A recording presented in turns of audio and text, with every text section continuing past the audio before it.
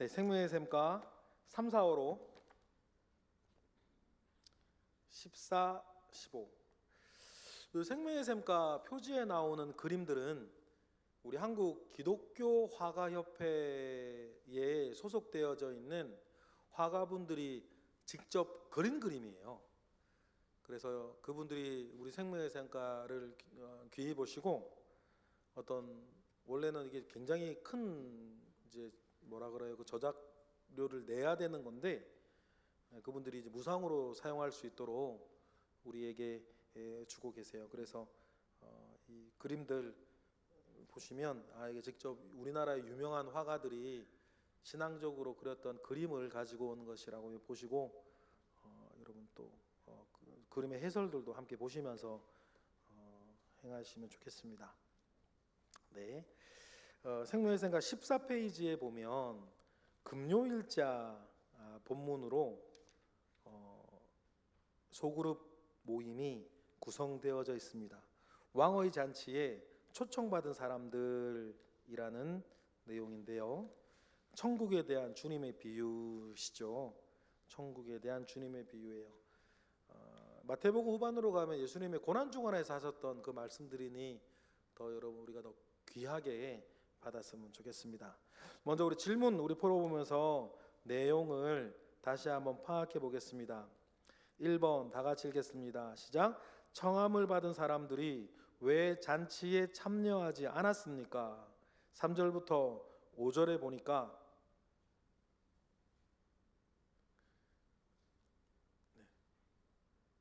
찾아보세요. 찾아보시면 한번 읽어보셔야 되니까. 수요일 보면 아니 금요일 이거 새로 가지고 오셔야 돼요. 그래서 요거 3절부터 5절 보니까 간단한 이유가 나와요. 뭐라고 돼 있죠? 뭐해서? 오기를 싫어해서. 오기를 싫어해서. 그죠? 오기를 싫어하는 거죠. 싫어하는 이유들은 뭐 많이 있겠죠. 저마다 다르겠지만 이유는 수십 가지라도 결론은 오기 싫어해서 그런 거예요. 2번 다 같이 시작. 청함을 거절한 사람들 중에 어떤 사람들은 왕이 보낸 종들을 어떻게 했습니까? 6절에 보니까 잡아서 모욕하고 죽였다. 이게 실제 일어난 일이 아니라 뭐예요? 예수님의 비유예요. 비유. 천국 비유. 그러면 종들을 잡아 죽인 역사가 사실은 이스라엘의 역사죠. 그럼 이사야 같은 경우도 고령의 이사야가 나무 뒤에 숨었는데 므낫세가 그 나무를 쇠사슬로 꽁꽁 묶으라 그래 놓고서는 톱으로 나무를 켜가지고 이사야 같이 죽인 거 아니에요. 딱 이번에 있는 것처럼 잡아서 모욕하고 죽였다. 3번 다 같이 시작. 나중에 청함을 거절하고 대적한 사람들은 어떻게 되었습니까? 7절 어떻게 되었다? 진멸을 당한다. 그래서 722년에 북이스라엘이 진멸당해서 망하고 586년에 남유다가 또 망하고 AD 67년부터 70년 사이에 예수님 시대 때 있던 성전조차도 또 진멸하여 망하고 이런 일들 계속 일어나는 거죠. 진멸당하는 겁니다. 그러니 복음을 생각하시면 돼요. 유대인들은 그렇게 거절하고 진멸하여서 4번 시작. 종들이 나중에 데리고 온 사람들은 어떤 사람들이었습니까? 9절 10절 보니까 그렇죠. 많이 나오죠. 좀 줄이면 높은 사람 낮은 사람 다 하면 내거리에서 만난 모든 사람. 그래 다 해볼까요? 내거리에서 만난 모든 사람들을 다 데리고 와라. 내거리에서 만난 모든 사람. 그 사람들이 결과적으로는 지금의 누구예요? 저와 여러분들인 거예요. 내거리에서 만난 모든 사람들. 땅끝까지 복음을 전하라고 하셔서 막 내거리 길로 쭉쭉 뻗어나간 복음에 의해서 우리 6번하고도 이어지는데 그 많은 사람들이 청함을 받았는데 그 가운데 복음 안에서 머리를 입은 사람, 택정함을 받은 사람이 저와 여러분 아닙니까? 6번 읽어볼까요? 시작. 청함을 받은 자와 택함을 입은 자들은 무엇이 다릅니까? 14절에 보니까 청함을 받은 자는 많고 그런데 택함을 받은 자는 적다. 그렇죠. 우리나라도 마찬가지. 우리나라에 살면서 그 흔한 전도지 한 장 안 받아본 사람은 누가 있겠어요? 청함을 받은 사람은 많대. 택함을 받은 사람은 적어서 우리나라 인구의 어쨌든 뭐 명목상까지 다 더해서 19%만 교회 다닌다. 그 중에서 뭐 절반은 뭐 또 이름 모르는 사람들일 수도 있어요. 그럼 실제적으로 교회 와서 예배를 드리는 그런 사람들은, 매주 정기적으로 예배를 드리는 사람들은 10% 정도 된다고 보고, 그 가운데 10% 가운데에서도 정말 믿음 가지고 이렇게 헌신하고 봉사하며 이렇게 하나님의 나라를 위해 살겠다라고 교회에서 봉사하는 사람들을 보면 10% 안에서도 결국 한 3% 정도? 3% 정도, 우리 교회도 봐도 그렇죠. 예배 소속하는 사람들이 한 3% 정도, 3, 4%가 뭐 이렇게 애쓰고 노력한 3, 4% 정도 뭐 되게 될지도 모르겠어요. 뭐 봉사 안 한다고 구원 못 받은 건 아니니까. 그렇지만 분명한 건 뭐예요? 청함을 받은 사람은 많아요. 그런데 그 가운데 복음에 반응하고 택함 받은 사람은 적은 거예요. 그렇습니다. 그것이 복음이 세상 가운데 전해졌을 때 이 세상에 일어날 반응을 주님이 비유로 말씀하신 거다.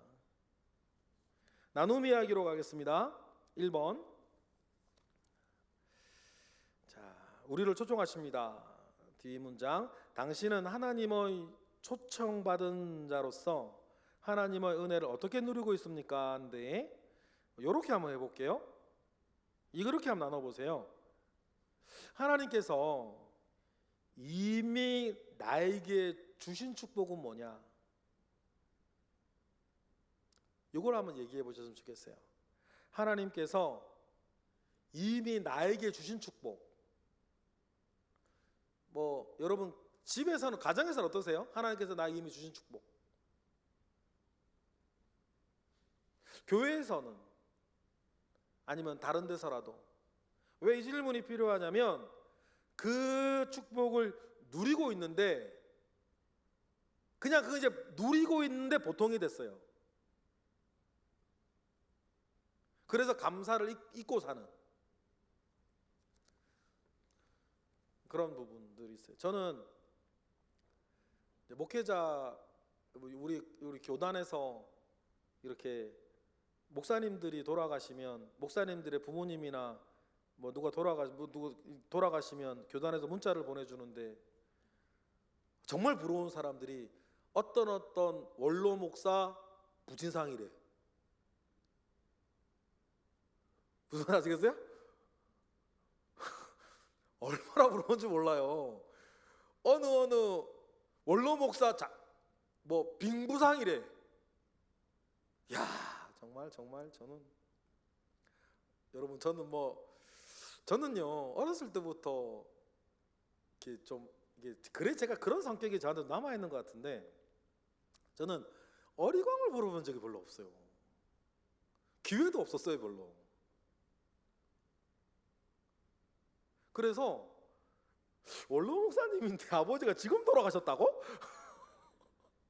아, 얼마나 부러운지 몰라요. 정말 부럽죠. 여러분들은 지금 양가 부모님 어떠신지 모르겠는데, 그렇죠? 그런데요, 그분들은 그거 모를 수 있어요. 그렇죠? 원로 목사님이 아버지가 돌아가서 문자를 제가 봤는데, 그것을 그 원로 목사님이 그간의 시간들을 그분은 감사 안 할 수도 있어요. 안 한다고 해도 못 할 수도 있죠. 여러분, 이런 게 많아요. 이미 하나님께서 이미 나에게 주신 축복인데 그것이 이제 나한테는 보통이 돼버렸어. 그래서 감사치 못하는 것 있단 말이죠. 그거 찾아보세요. 집에나 교회나 어디서든지 하나님께서 이미 나에게 주신 축복이 뭐냐, 그런 것들 여러분 좀 찾아보시면 좋을 것 같습니다. 두 번째, 마지막 문장, 당신이 하나님의 말씀에 순종하지 못하는 이유는 무엇입니까? 뭐 이런 것들인데, 이런 거 이제 많이 얘기했었는데 이렇게 좀 바꿔볼게요. 나의 신앙 성숙과 믿음의 열매를 맺는데 나의 성격적인 약점은 무엇인가? 뭐 이런 거 있을 수 있죠. 나의 신앙 성숙과 믿음의 열매를 맺는데 나의 성격적인 약점이 뭘까? 이런 거 한번 고백해 보시는 것도 좋을 것 같아요. 구역원들이 이제 모이면 뭐 자기 뭐 단점, 약점 이야기 할 수 있어요, 그죠? 남 얘기하는 게 아니라 자기 얘기 하면서 이런 것들을 난 마무리할 때 이걸 위해서 우리가 기도해주고 또 도와주고, 그러니까 내 이런, 심지어는 여러분 구역원들끼리는 이런 내 이 약점이 이렇게 드러날 때 그에게 또 바른 말도 좀 해주고 권면도 좀 해주고, 그런 사람들이 여러분 있어야 돼요. 또 할 때 상대방 기분만 나쁘게 하고 고쳐지지는 못하는 이런 이 말의 지혜가 없는 분이 있단 말이에요. 근데 이거 잘 하셔야 돼요, 그죠? 기술적으로. 근데 이 기술적으로 어떻게 잘해야 되냐는 뭐 실수 많이 해보는 수밖에 없는 것 같아요, 제가 볼 땐. 또 그리고 그래서 성격적인 약점이 뭔지에 대해서 여러분 이야기를 나눠보시면 좋겠습니다. 그리고 기도를 우리 함께 해주고 도와주기를 약속하는 거죠. 3번, 맨 마지막 부분에 천국을 가득 채우기 위해 먼저 누구를 초청하겠습니까인데, 여기에서 여러분 구원을 위한 나의 첫 번째 기도 제목인 사람 소개도 좀 해주시고, 그를 위해 또 기도도 같이 하는 시간 있죠. 뭐 저도 뭐 있어요. 구원받는 거와 관련해서 나의 첫 번째 기도 제목인 사람 한 사람 딱 이야기하고 그 사람을 좀 소개하고 하는 그 시간 좀 가지도록 하겠습니다. 4번은 안 하셔도 되고 5번으로 넘어갈 텐데, 자, 맨 마지막 줄, 당신은 예수 그리스도의 옷, 은혜의 옷을 입고 있습니까? 되어 있는데, 왕의 잔치에 참여하는 이제 그 잔치 자리에, 혼인 잔치 자리에 예복을 입지 않은 사람의 이야기가 나온단 말이에요. 여러분 당시에 풍토, 예전에도 얼마 전에 한번 말씀드린 것 같은데, 그 풍습을 아셔야 되는데, 결혼식에 유대인들은 전통적으로 누구를 초청을 하면 뭐를 같이 보내요? 입고 올 예복을 함께 보내요. 그게 초대장 같은 거예요. 그래, 초대를 받았으면 옷이라고 말만 하는 게 아니라 예복을 준단 말이에요. 입고 오라고. 근데 다 입고 왔는데 이 비유에 나오는 사람은 입고 오지 않았어요. 그러니 왕이 화를 내는 거예요. 우리가 상상할 수 있겠죠. 왜 안 입고 왔지? 깜빡할 일은 없고, 깜빡하려면 잔칫날을 깜빡해야지. 잔칫날은 갔는데 옷을 안 입고 와? 이거는 이제 그 옷을 어떻게 했다는 뜻이에요? 팔아먹었다는 뜻이거든.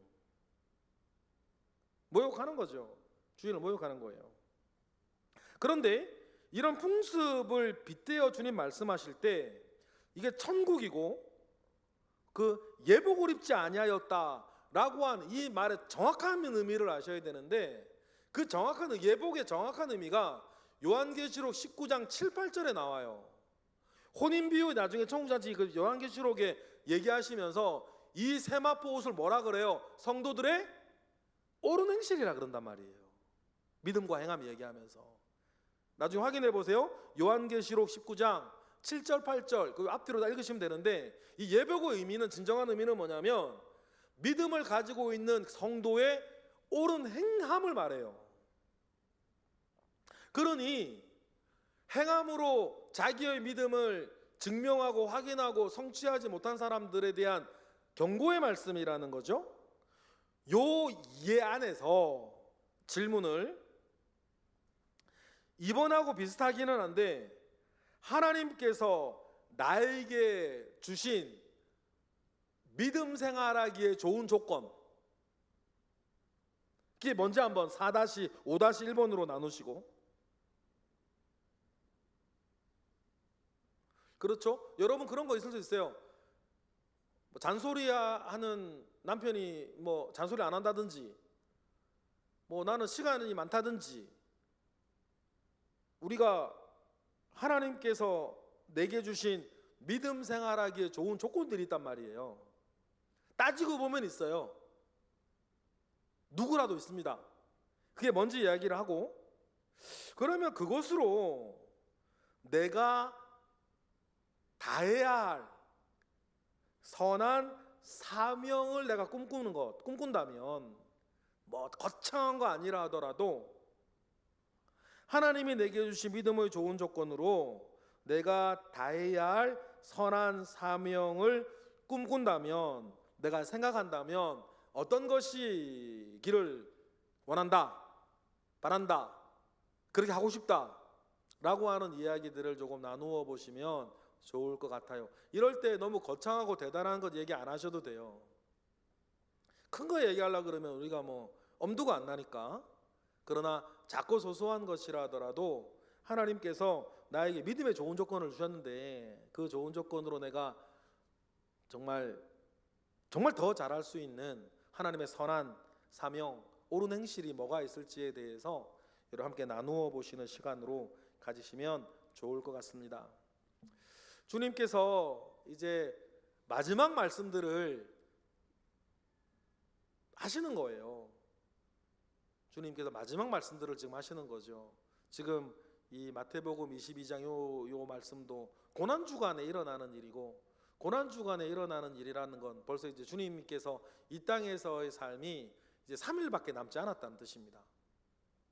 그러니까 마지막 유언과 같은 마지막 말씀들을 하고 계시니, 저와 여러분이 다른 모든 말씀도 소중하지만 주님께서 마지막에 하셨던 말씀들은 더 귀히 우리가 듣고 명심하고 살아야 할 줄로 믿습니다. 네, 기도하겠습니다. 하나님 감사합니다. 크신 은혜 가운데에 우리와 함께 하시고, 크신 능력 가운데에 우리와 함께 하시고, 하나님 아버지의 크신 역사 가운데에 우리와 함께 하셔서 하나님 아버지로부터 말미암아 오는 선한 은혜와 능력이 넘치게 하시옵소서. 하나님께서 우리 구역을 축복하실 때 우리가 축복받는 구역의 작은 통로로 사용되게 하옵소서. 예수 그리스도의 이름으로 기도드렸나이다. 아멘. 네, 수고하셨습니다.